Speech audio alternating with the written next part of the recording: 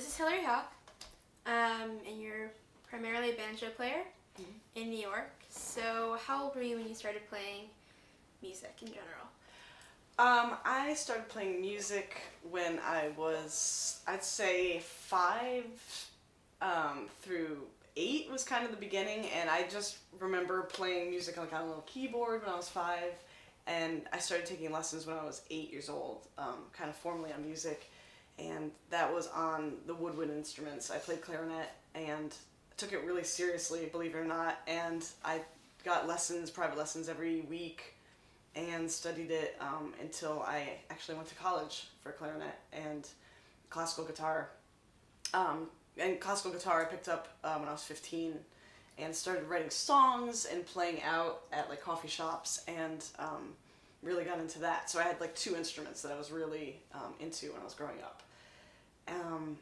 Yeah, and I knew like at 8 years old, I remember saying to myself or to my teachers or whoever asked, like, what do you want to do when you grow up? And I said, I want to be a musician. Like, I just knew it at that time. There was no doubt and, no question. And so, yeah, I kind of took it seriously, like, when I was a kid. Yeah, that's it. So how did you find the banjo and the clarinet? Oh, that's a good question. Yeah, so I was studying classical music, and it's really hard, and there's a lot of pressure on people when they're studying classical music, and you're reading a lot of music on a page, and I just really wanted something that I could like connect with and feel passionate about. And I remember, like, I listened to a lot of country and folk and bluegrass, and I was just like, you know what, I'm just gonna get a banjo and just see what happens. And I picked it up, and it was so fun. It was immediately just fun, and you can just like play around and just make some noise and and yeah, and I fell in love with it, and it just kind of took off. So how were you introduced to bluegrass and old time? So I'm from upstate New York, and we hear a lot about Pete Seeger in upstate New York. I mean, even here, there's so much about Pete Seeger, and I just loved the stuff I heard. Like, I loved all his sentiment. I loved what he spoke about and what he stood for, and I mean the music was just drew me in. I also listened to, I remember growing up and hearing Alison Krauss's, like, I was thinking about this on the way here. I remember hearing Alison Krauss's first album, Too Late to Cry, and then she had like a hit after that, I think it's called Forget About It. It was like a crossover hit in the pop world, and that she was like the first female I remember hearing like in bluegrass music where I was like, she's amazing. Like, she's so amazing, and I remember being like, I want to play that music, like when I heard her, and yeah. So you've been living in New York City for a while. Yeah. I remember when I was really young. Yeah. How long have you been living here? I think it's like 13 years now. Okay. Yeah.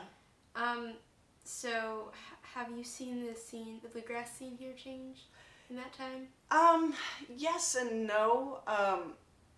It's like, yeah, I mean, it definitely changes. There's so many people coming through and playing, coming from college and coming through New York City and then playing and then moving on and going on to their careers, or Nashville or Boston.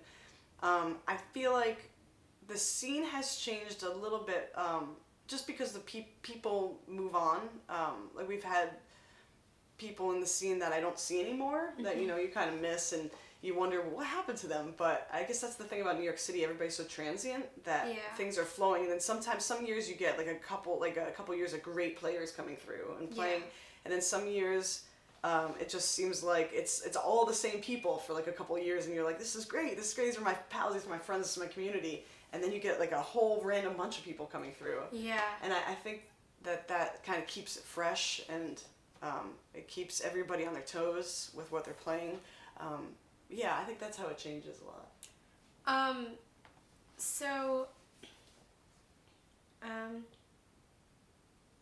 Okay, why did you come to New York City for music?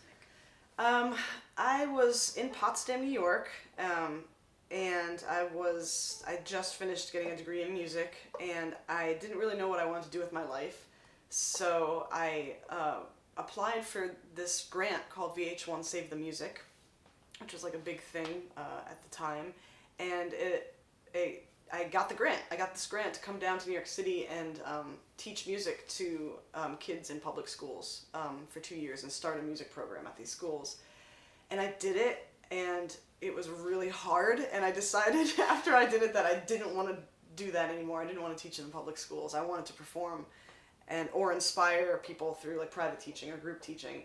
But that's what got me to New York City. And I have like a passion for teaching, but it's different than teaching in public schools, which I highly respect. And anybody that teaches in the public schools, that is really, really, I mean, it's just, I'm so grateful for the people that do that, because it's a hard job. It's your life. It's your life's work. So it wasn't exactly for me, but that's what brought me here. What kept you here? It's the best city in the world. That's a great answer. Yeah. So a lot of the times when you hear people talk about New York, it's like the artist's place. It's like everything is so dependent on the art that's happening here. Yeah. How do you think the art changes New York? Or how do you think New York changes the art? Wow, that's a really great question. Well, right now I'm in like the theater world because I'm doing Oklahoma. And so I feel like theater is a huge part of New York City, which if you don't know about the theater in New York City, it really is like a backbone of the city and what brings a lot of artists here. Yeah. And dancers and singers and writers and producers and orchestrators and like just arrangers. Like it brings a whole slew of people here. And that's just like one side of art. And then you have visual art and you have sculpture, and then you have like modern dance, and you have ballet, and you have flat footing. And I mean, I think the ability for all these different kinds of arts to survive here is because there's such a cross-section of people that come to New York City and want to seek out, I mean, like the melting pot of cultures that come here. Everyone has an interest. There's enough people that have an interest in a variety of different things, and I think that's so unique to New York City and is really what makes New York City New York City. That's why people come here, is to see all this cross-section of art and culture. Do you think that the city has anything to do with how the art changes over time? Wow, yeah. Definitely. Like, I think it's the most skilled people come here to play music and play art, or to do art and play music. So I think you really grow a lot when you're here. And so I think that makes people make better art. I don't know if that's like a thing to think about, but I think it helps people to really find, push themselves and get to a farther place in their own art, or like art in itself. Yeah. Can get further here in New York City, and you feel that push, you feel the energy, the drive. So you said that you're playing banjo in Oklahoma on Broadway. That's right. How's that going? What's that like? It's great. So Oklahoma's been on Broadway for about 8 months now, and we are doing one more month. We're going to finish at the end of January, and it has been an amazing experience playing banjo on Broadway, and be a part of the whole team. It's Oklahoma. It's Rodgers and Hammerstein's Oklahoma, and it's reimagined, so it has a different, sheds a different light on the musical, and it's a little bit dark, and the cast kind of explains things different, or like they use the same script but they interpret it differently through their acting. And it's directed by Daniel Fish. It's an amazing production. We did it off Broadway at St. Anne's, and now we're doing it on Broadway at Circle in the Square Theater, and you should come see it while you can. Yeah. Maybe this will come out before the end. Yeah. Maybe. So how did you get into Oklahoma? So I started, because I have the background reading music and being under conductors and playing in ensembles. I started to get a lot of regional theater work and just playing in pits in different cities and traveling and doing a little bit of that. My first Broadway experience was subbing for Bennett Sullivan on Bright Star, Steve Martin's show. Cool. And that was really fun. And then this is my second Broadway where I'm the main banjo chair in this show in Oklahoma. And then it's like once you get in that world, it is a little tiny bubble where people will, if they need a banjo, hopefully they'll give me a call and I get to do that work, which is really fun. Yeah. Yeah. So you mentioned that you taught music for a while. Yeah. I know that you did a lot of work through Jalopy, Yeah. teaching music, and you ran the junior folk program. Right. How did that get started? Well, I started the junior folk program with Lynette Wiley at Jalopy, and we started it about 7 years ago or so, and we wanted to have a place where kids, especially kids ages 9 to 14, say, have a place to learn music, because I felt like there was a gap. There wasn't anything for that age group to really get into something. And Jalopy had the resources in the space, and I was like, you know what, I want to do this. Like, I have a deep interest in this music, and I want to spread it to kids that maybe don't know about it, and pass on the tradition. That's what it's all about, is keeping the music alive. Yeah. The style. So how did you first find out or get involved with Jalopy?